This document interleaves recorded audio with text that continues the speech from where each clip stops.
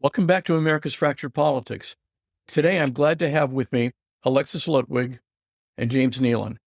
Both are Foreign Service officers, and both have a lot to say about the issues that confront us today. Let me introduce each one of them briefly. Alexis is a former State Department senior Foreign Service officer who served from January 94 until September 23. He served in a variety of positions in the Western Hemisphere, East Asia, and in Washington. Since he transitioned from the Foreign Service, he's returned to his first love, which is writing, and he writes well. He's been published in the Catamaran Literary Reader, the Kansas City Star, American Purpose, the Foreign Service Journal, and the San Francisco Examiner. In September 2024, he launched a Substack newsletter, Unbreaking News. And I'll spell that out for you so you can find it. Alexis Ludwig, Unbreaking News, all in one string, .substack.com. Take a look at it. It's got some great stuff in it. Let me introduce Jim. Jim is a retired Foreign Service officer whose 34-year career included 10 overseas postings. Among the senior positions he held in Democratic and Republican administrations were civilian deputy to the commander of the U.S. Southern Command, ambassador to Honduras, and assistant secretary of Homeland Security. So as you can see, they both have the chops to talk about all of this stuff. So with that, I'm going to kick over to some questions that I've drafted with the help of Alexis and Jim, and I hope all of them are going to be trenchant for all of you. It's my hope that we'll get a lot out of this, and that all of you will enjoy getting their perspectives. I'm sure you will. Let me kick it off with this. Let's begin with Alexis first, your perspective on the range of issues which were confronted from your valuable standpoints as former diplomats. What you want to achieve by speaking out, and what you'd like listeners to take away from the analysis. Well, great. Thank you so much, Mark. And thanks for inviting us onto your platform. We're really looking forward to this conversation and to reaching out to new listeners, because I think I can speak for Jim as well with this. I spent 30 years in the Foreign Service. I began as an aspiring writer. We do a lot of writing inside the Foreign Service. We're sometimes known as the scribes of the U.S. government because we write a lot of things down. And after transitioning out of the Foreign Service, I loved the career and I wanted to retain contact with it. So one of the ideas, in fact, Jim and I had been kicking around for some time. We've known each other almost 20 years. We worked together and become fast friends, remained friends since, is to tell the fun Foreign Service type stories that other people outside our world wouldn't necessarily know about. Things like searching for the grave of a gorilla in Guatemala with Bianca Jagger, walking along the black sands of Iwo Jima with a veteran from that time who had suddenly had a memory of a traumatic moment 51 years later.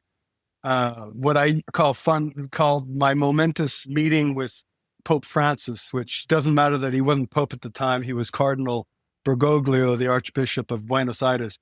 So I've done a little bit of that, but because of the political crisis we face here in the United States and possibly more broadly, it's been hard not to pivot to cover current events. There's lots going on. I never thought during my 30-year career in the Foreign Service before that I'd actually be concerned about the fate of the Union, the future of our democratic republic, but I am. And I've felt that the only responsible thing, or one of the responsible things I as a former diplomat could do, was to speak out as honestly as I could about it through the lens of the experiences that I've had elsewhere in different countries, including in countries that we used to call developing countries, that our president has a different word for them, but we call them developing countries, that those who have served in such countries or those who come from those countries are very, very familiar with political figures like our current president. It's the nature of the patrimonial politics. I'm going to try to define that term so it doesn't sound so pretentious. The graft and the corruption, the use of the state for purely private aims, that is very familiar to people in many parts of the world. And some of my foreign friends who have come from these kinds of places live here now and said, I never thought I would see this in the United States. And frankly, neither did I. So I'm trying to use that experience that I've had in South America. Most recently, I spent the last 20 years of my career mostly in South America, in Bolivia, Peru, Argentina, and Brazil.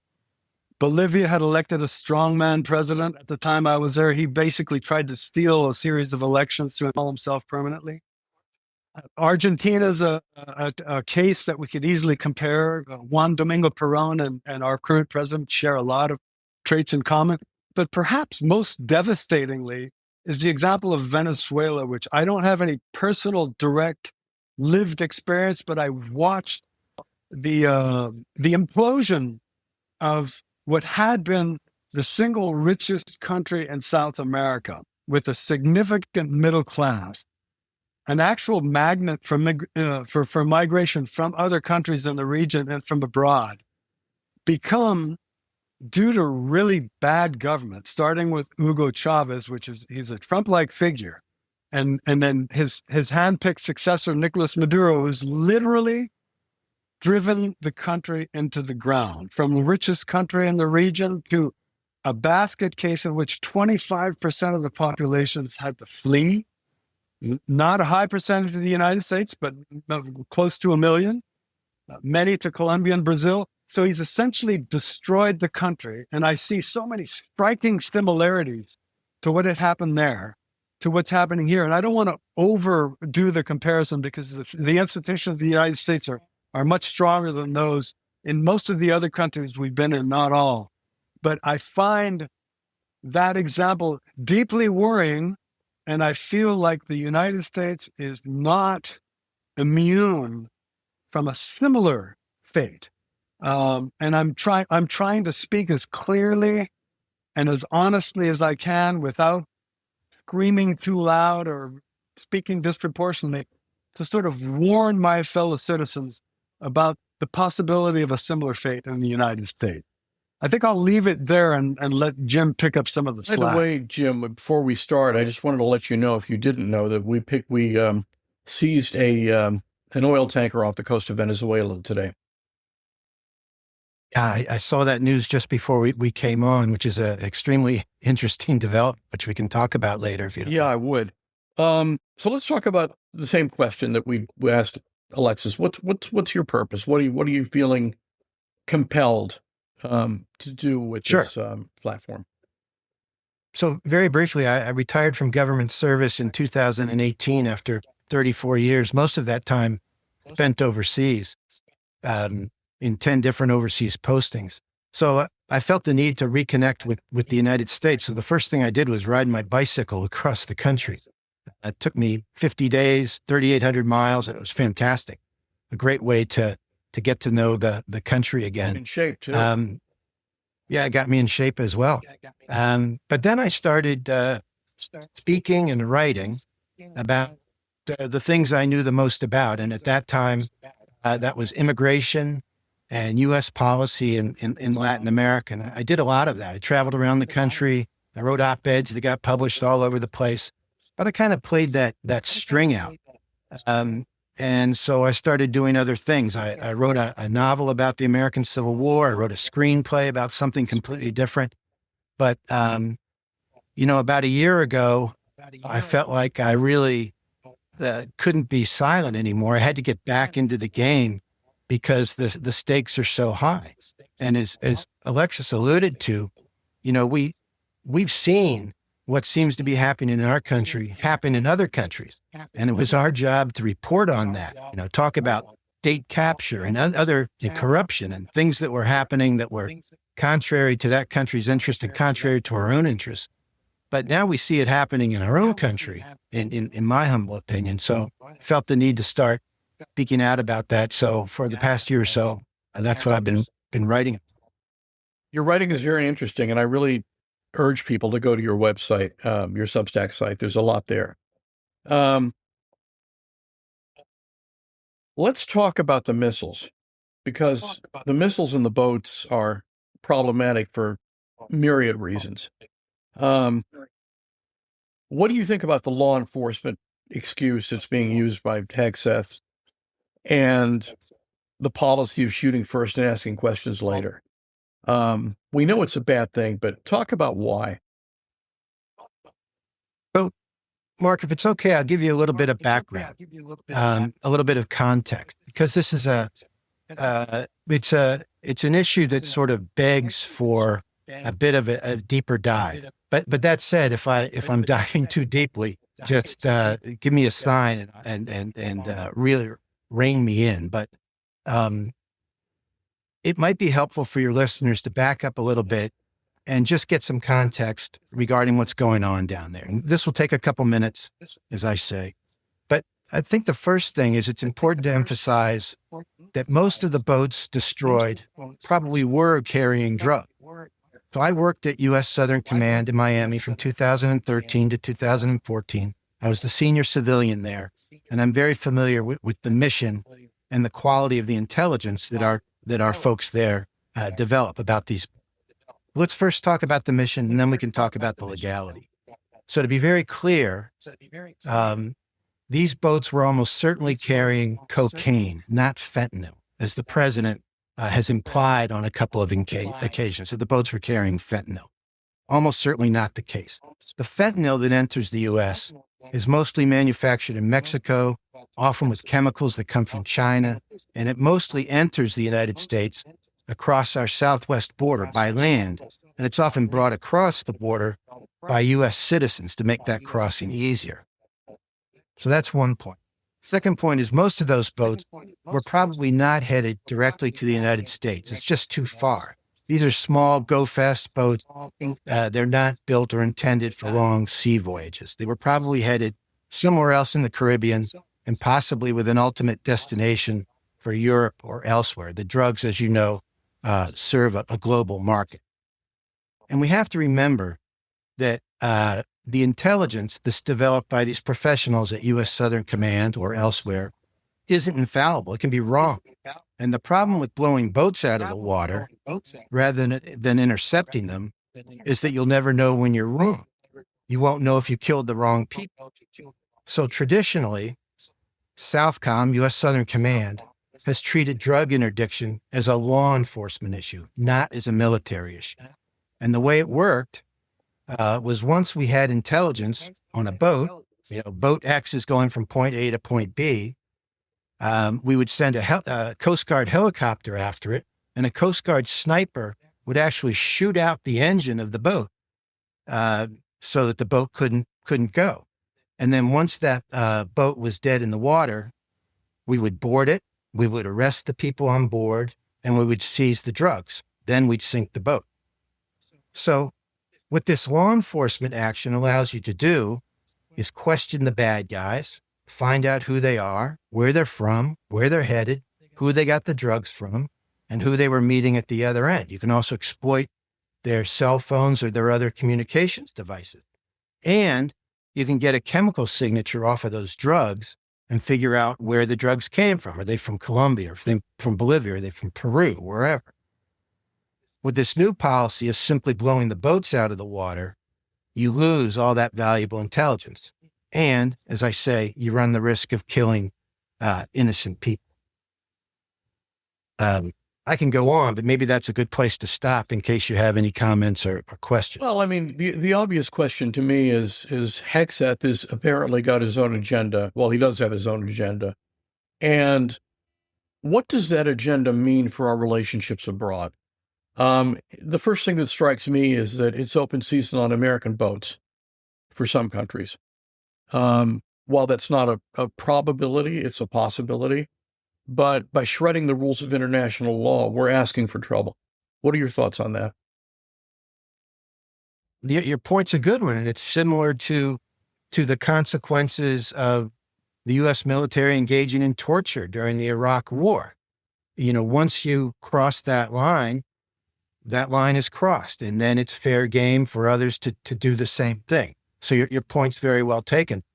In terms of these boats, let's take it a step further. The justification for attacking these boats is that the president has declared that certain cartels, Tren de Aragua, for example, a notorious bad gang, he's declared that they're actually a foreign terrorist organization. And as such, their members are enemy combatants and therefore fair game for us to kill. So that's what's happening in the Caribbean and the Eastern Pacific. Hegseth is saying that all these boats, all these people on the boats belong to Tren de Aragua, and therefore we're justified in blowing them up and killing them. If you take that just one step further, I suppose you could say that if you claim that someone selling drugs on the streets of Los Angeles is a member of Tren de Aragua, you're justified in killing them on the streets of Los Angeles. So this policy obviously has a lot of consequences, and it makes us wonder what the actual end game is. End game is to kill as many people as possible and then show that off to MAGA, in my opinion. Yeah, I think the end game is partly to show video images of boats being exploded, so that people can just feel that satisfaction of seeing an explosion on the screen. Testosterone high. Or am I being a little bit too? Mark, one other point I'll make at the risk of belaboring this. During my time at Southern Command, the commander at the time, John Kelly, who later went on to become Trump's chief of staff, he was never clamoring for the right to kill people on the high seas. What he wanted were more assets so that he could do more interdiction. And he was always shocked, appalled by the fact that any one time we would have somewhere between 0 and 1 ships to cover the entire Caribbean and Eastern Pacific, which is a vast area. So obviously it was very difficult to make a dent in the drug traffic. What's interesting is now the current president has decided to deploy a huge armada to that area. So we could, if we wanted to, actually have a very robust interdiction process going on with all those ships and aircraft that are available to us. But instead, the government's chosen, as we've discussed, to simply blow boats out of the water. Is that seizure of the tanker today an act of war?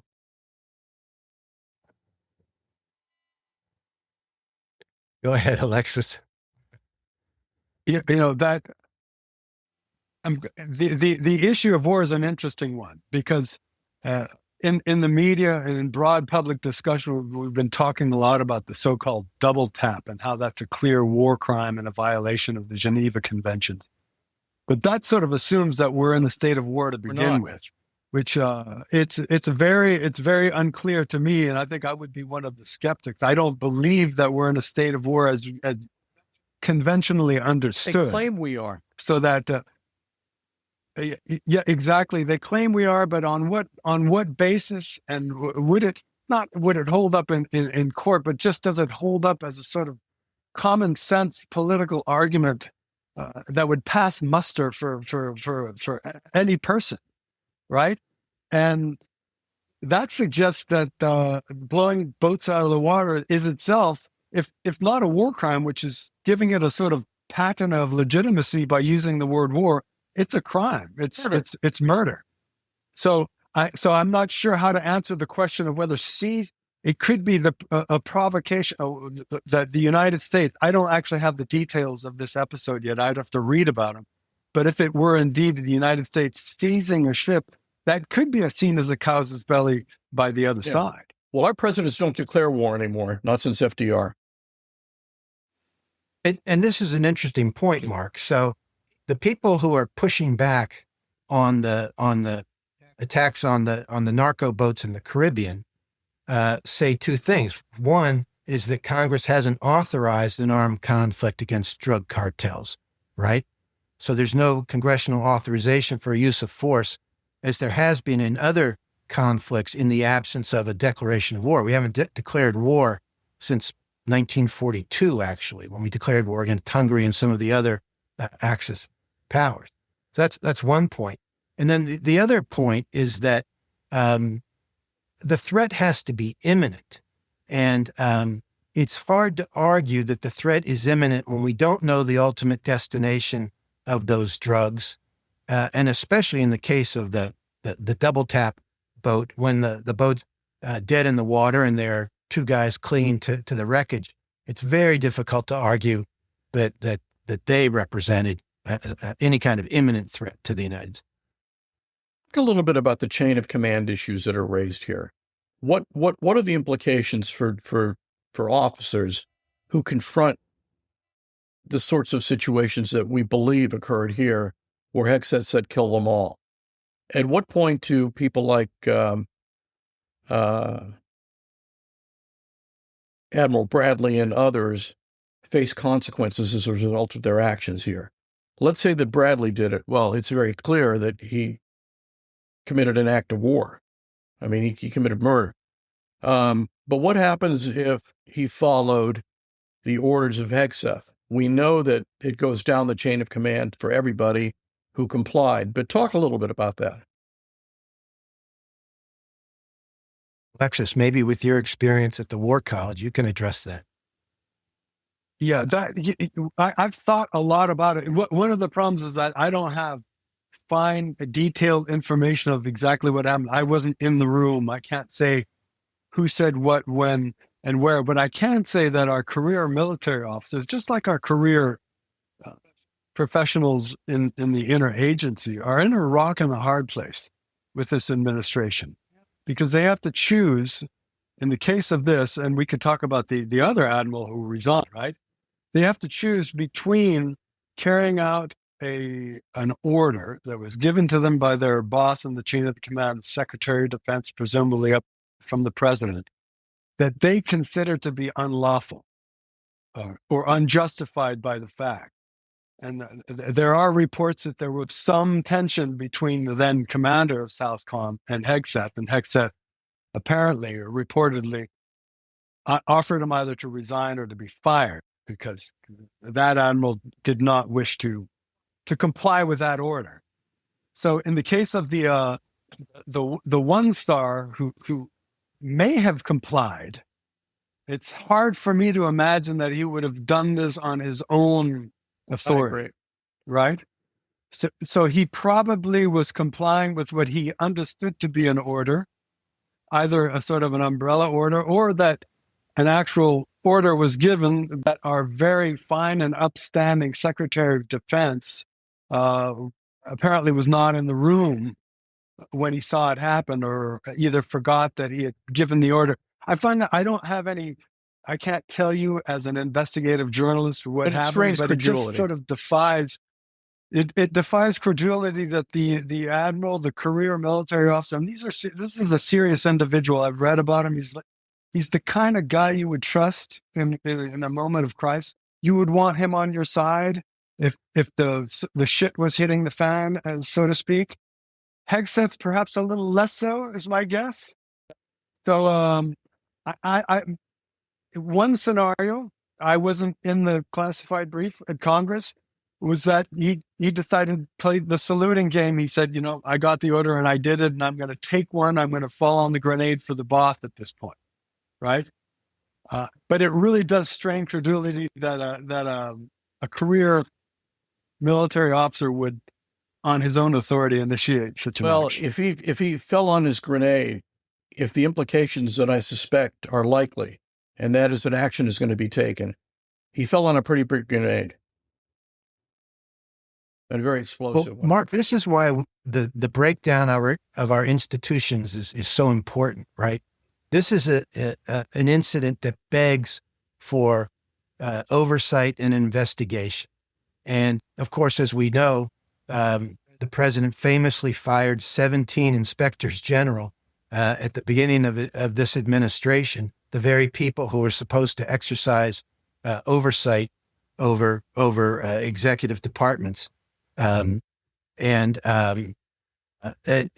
so we're in a position where, and then of course Congress, as we know, has up until now completely abdicated their oversight responsibilities. We begin to hear a little murmur of interest in oversight in this case on a bipartisan basis, which is encouraging. But I think what we need to see is Congress needs to demand the unedited version of this video and full accountability, and then let the facts fall.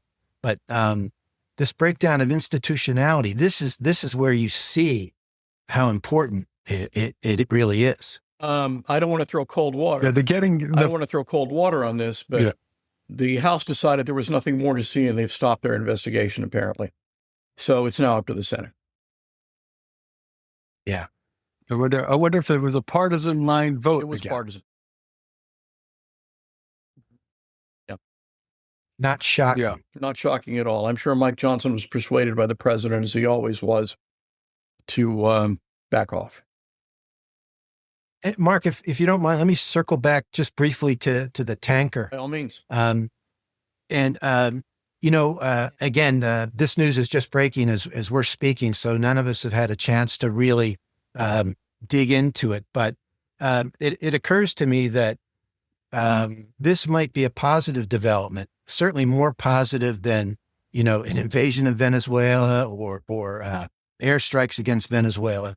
If this is a sanctions enforcement move, intercepting a tanker that would be taking sanctioned oil from Venezuela to China or wherever, that might be a very positive development.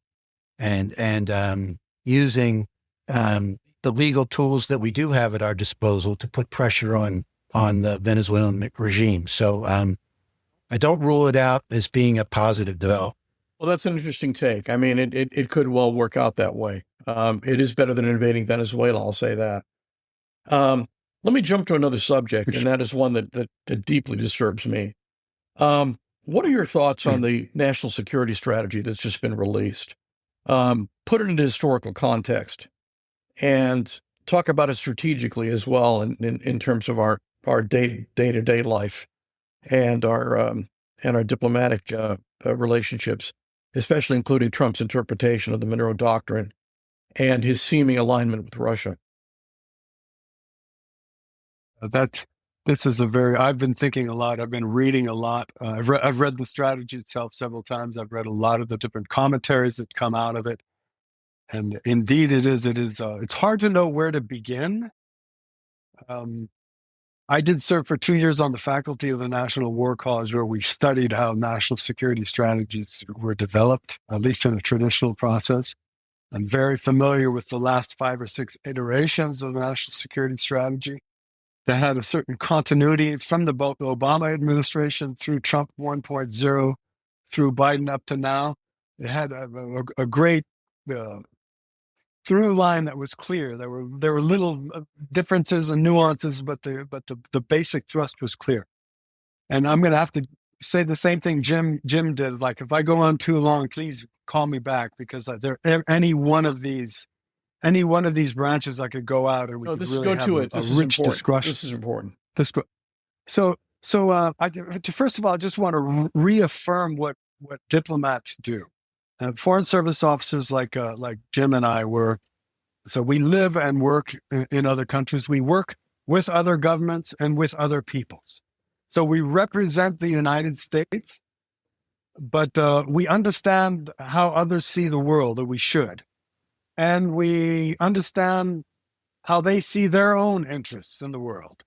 And importantly, we appreciate how they see us, which, by the way, is not exactly always how we see ourselves. Right? So I think I could say, without sounding like I'm being arrogant, that we have a keener appreciation of how other countries see us than most people do. Others, those who haven't served. So I have sort of 3 categories of issues I'd like to discuss, and we could stop me after each one, or I could go all the way down. But the first one is really on the level of tone, right? And this is more important. I'm just going to read from the very first section of the strategy, and I'm going to ask your listeners to imagine that they're reading this from New Delhi, or from Tokyo, or from Berlin, or from Brasilia in Brazil, or from Lagos, Nigeria, somewhere else, and to see how this sounds. It just because it sounds in a very particular way. I'm not going to use an adjective quite yet. But first of all, it starts out after the Trump introduction, where he takes digs at Biden, which is a strange thing to do in a national security document. It makes it sound like it's a sort of domestic It's almost a partisan. It has a sort of partisan feel that which is very, Not very atypical, alien though. to the whole. Yeah, very atypical. So how American strategy went astray. This is how we're gonna begin, right? And I'm gonna do my best thespian interpretation. I'm gonna read the first sentence of the strategy, and I'm gonna ask your listeners to how does this come across to you from New Delhi and from Lagos, etc. Ready? Here goes. To ensure that America remains the world's strongest, richest, most powerful, and most successful country for decades to come, our country needs a coherent, focused strategy for how we interact with the world. That's chilling. Mark, can I ask how you reacted to that, imagining yourself to be in New Delhi? It's basically a declaration of dominance. It's borders on jingoism. Yeah, I would say that if I were a foreigner, and diplomats play that double game, we actually look at ourselves as they're. I'd be appalled and insulted. It's like, huh? Well, there you go. You wouldn't be alone. So we have just insulted. I'm sure a certain number of or percentage of the base feels very proud about this. But I can guarantee you that the great majority of the world, even those who will not be speaking up because it does not pay up to speak up, are saying, "Who the hell do these people think they are?" They're actually. We've just revealed their worst fears about us right there. They think they're number one. They're going to remain number one, and screw the rest of you guys. And by the way, I've only picked on that one for this point, but this tone threads through, infects the entire document. I haven't heard too much said about that in the commentary by the big brain thinkers, because not two of them are like us, who have had to live in the trenches of people who see the world differently, who see us differently, and you have to speak to them in a different tone. Comment on another part of this. Right? From what I understand, there's a provision in there that allows the Department of Justice to basically arrest almost anybody they believe is anti-Trump. Yeah, I haven't actually focused in on that part. So let me, if you don't mind, I'm gonna continue on the 2 points. I'm gonna try to circle back to that because I think it includes it. I have these 3 baskets of points, and the first basket is this tone, which is not helping us to win friends and influence people. Right? Let's put it that way. The second one is about the orientation. This goes to your question about the historical context. The continuity of the previous strategies, almost for a generation, say for 20 years, from Obama again through Trump through Biden, was that our national security strategy was focused on 2 sort of categories of threats and opportunities as it goes in national security speak. The first one was nation states. The main one being the People's Republic of China as the only peer competitor that the United States has that could compete toe-to-toe with the United States across all domains of power, right? From economic to technology, even to cultural, in military, they could go toe-to-toe to us. And we were concerned, and they were seen as perhaps our top challenge through a whole generation. Russia was right there with them, but played a very different role as what we call the revanchist power. It was trying to undermine an order. We used to call it a rules-based international order that Russia felt thwarted its interests. It's very interesting now that we side with Russia in wanting to undermine this international order, right? But so those 2 countries were the top foci of our national security strategy in terms of nation states. The other basket was global challenges, and they should be pretty obvious to us. Let's start with global health challenges, like global pandemics, right? And they're global because, as I was joking with Jim earlier, the last time I checked, viruses did not need a passport and a U.S. visa to get into the United States. Is that still the case, Jim? Still to the the best case. of your knowledge? Absolutely. And I understand that they don't necessarily need to declare what they're bringing in when they cross our borders. I'm sorry to be facetious, but the global health challenges do not respect national borders, right? They're global and they require global response, right? They require multilateral responses. So I'm going to go to another part of the strategy, which takes aim at, quote, transnational and multilateral organizations as the enemies of U.S. sovereignty, echoing Russian talking points. So even though a big basket of threats that the world faces and that the United States is one of the global leaders face are global challenges, we are now pretending that we could do it alone. I'm sorry, but that is completely nonsensical. We can go into detail on that level too. And that to answer your question about the Trump corollary to the Monroe Doctrine. So when we like Jim and I spent about almost half my career in East Asia and a little bit more than half in the Western Hemisphere. In the Western Hemisphere, some of us or some folks used to say, oh, the United States is otherwise occupied in the world with big picture geostrategic challenges like the rise of China, right? Or like Russia's unprovoked invasion of Ukraine, or like Middle Eastern wars. Made sense because those are big deals. But the Western Hemisphere was, quote, neglected, right? I never bought into it. I remember, I'm going to pat myself on the back here. I'm going to say, be careful what you wish for because there are worse things than benign neglect, right? And let me tell you, if your readers don't get it, I'm going to spell it out. There's something called malignant intervention, right? And I'm just going to go out on a limb and say that the Trump corollary to the Monroe Doctrine feels a bit like a malignant intervention. We have a whole armada off the coast of Venezuela. We can deal with the Venezuela issue apart. But I'm pretty sure that our friends, former friends, our partners in the region are not super happy about it. But they're not going to be speaking up because when you speak up, it's just like people here in the United States. You speak up, you call attention onto yourself, and the enemy fire follows. So, but I can guarantee you that there's great concern about this potential turn towards malignant interventionism, and maybe a little bit of nostalgia for the benign neglect that I always thought was fine. Businesses were doing great down there. We were busy doing important work, working to counter the drug threat, which is it's a problem you have to manage, right? It's not a war that you can win. So that's the second basket. And you mentioned that we've raised Latin America's profile. We've sort of downgraded global threats. We've aligned ourselves with Russia, and we've now considered both international organizations, including our European friends in NATO, as near enemies, from I can tell, facing civilizational erasure. Right? My God, those are big words, but I've heard what's happening coming out of Germany and France. France in particular, I was listening to a news program.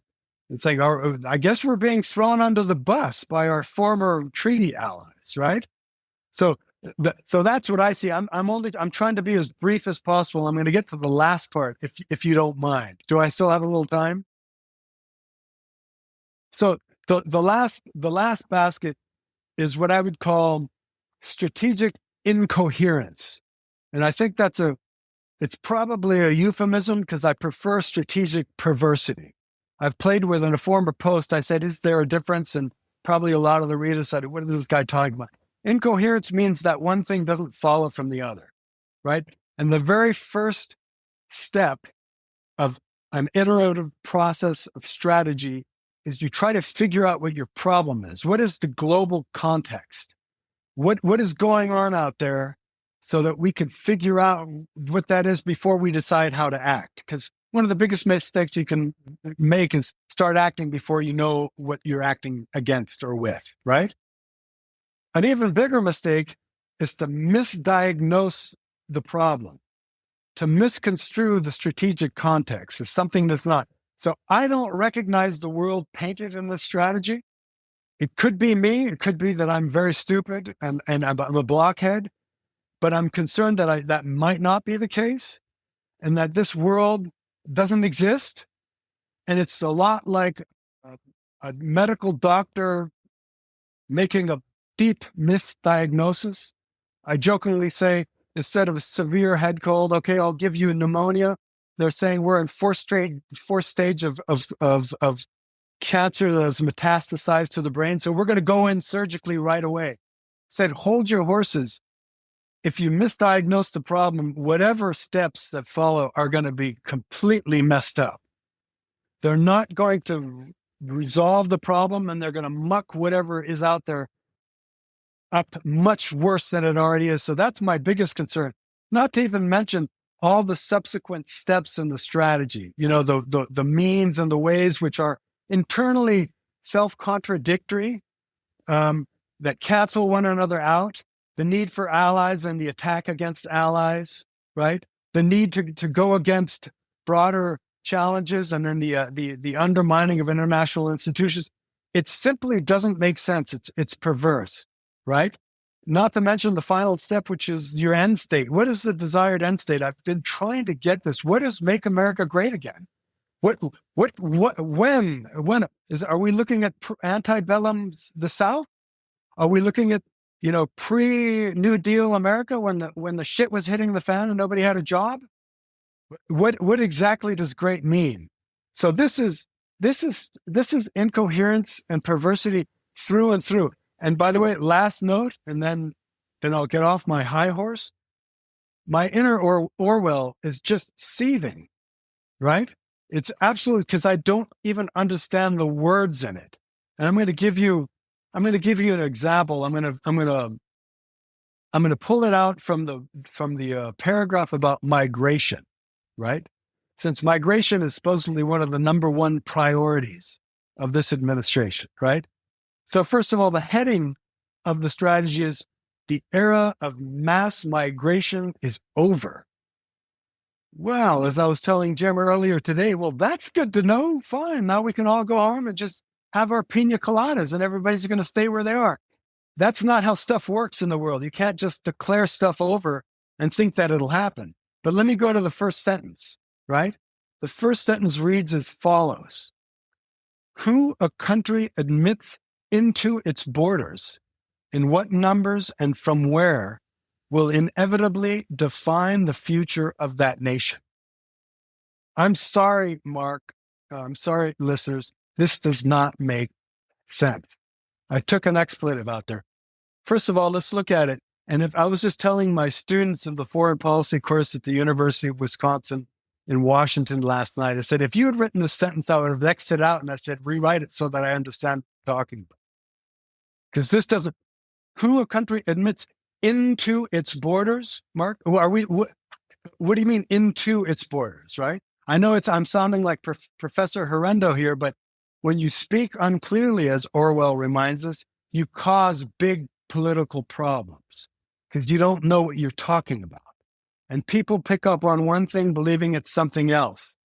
And I'll just close this by invoking Ulysses S. Grant, who became a great writer. Those of us who've read his memoirs, he became you know how he became a great writer is because he had to be damn careful about the orders he wrote, because he realized that if there was any ambiguity to the orders, the person, the messenger would maybe convey it in the wrong way, and the person would say, "Did he mean right from his point of view or left?" You have to be very, very clear. You have to be. We used to joke around at the National War College. I took it. You have to write so clear that it's not only easy to understand, you have to write so clear that it's impossible to misunderstand. Okay, that is too high a bar, but that is what you have to strive for. This is writing, obviously not by committee, which was the fault of the past strategies, right? Subgroups feeding into other groups. And this is 2 or 3 guys who, I'm assuming they're guys who just want to get a kick out, but they were not great writers. They certainly do not value clarity. And the unclarity is not just a matter of stylistic shortcoming. It's a political danger. It's a geopolitical danger. I think I'll stop now, and then we can talk about whatever aspect or other aspect you wish. I have to say that it seems like it was written by Stephen Miller and his minions. It could be. I actually don't have a strong opinion. It was clearly not. Many people can, and I would also fault previous strategies for being sort of strategy by committee, right? Because it's the collective wisdom of the U.S. interagency government, and I mean that sincerely. But it has shortcomings. It's not going to win a Nobel Prize for literature, but at least it reflected the real concerns of all the professionals, career and otherwise, who had equities in the situation, who knew what they were talking about. They're trying to pool their resources and their perspectives to make the best possible sense of the world. This is not that, right? This is not that. Mark, I think you're probably right about the authorship. And the question that I immediately thought of when I read the document was, where is Marco Rubio? So he's not only the Secretary of State, but he's also the National Security Advisor. And the National Security Advisor's job is, or at least was, to coordinate foreign policy. So the person overseeing the preparation of this document and ensuring that it makes sense should be Marco Rubio. But I certainly don't see his signature on this document. So I think you're probably right. I don't believe Marco Rubio has any power whatsoever. I think foreign policy is being administered by Steve Wyckoff and Jared Kushner, with a little help from Stephen Miller. That's my own personal opinion. Yeah. God help us on that. And that makes me think of the last piece that Jim and I wrote together, which is exactly Jared Kushner and Steve Wyckoff essentially represent the economic interests of the president and themselves, right. not the national interest of the United States. And I think Jim and I were talking about this earlier. There was a New York Times piece about the plunging morale in the State Department. And we both had a similar reaction. It's like, oh my God, they're publicizing the whining of diplomats against us. It's not a good image. It's not terrible. But then we came around to the plunging morale doesn't have to do with being sidelined and complaining about this or that. The plunging morale has to do with career professionals who join the U.S. government out of a sincere intention to serve the public interest, to work on behalf of the American people, have an interesting life while they're at it, no doubt about it. But when they realize they're suddenly working on behalf of a profoundly and transparently corrupt actor that is working at odds with the national interest and with the interests of the American people, that causes cognitive dissonance. And one of the symptoms of cognitive dissonance is plunging morale, right? So that's where we are. We're running out of time, but I want to get Jim's thoughts on some of what you said. Do you have anything that you want to add, Jim? No, I think that's a great summary of where we are. I guess if you were to, I'll change your question for you. Say, what are you the most worried about, Jim? And I would answer you and say, it's this breakdown of institutionality, because what separated us from other countries wasn't that we were smarter or better, quote unquote. It's that we had these institutions that were solid and that were and that ensured that it wasn't individuals who ran the country, but that it was we the people through these institutions. And that is breaking down before our very eyes. And that's a disaster. On that scary note, we'll conclude. This has been fascinating. I'm glad we did it. I'm glad people are going to get to hear it. And I hope we can do this again. This has been America's Fractured Politics.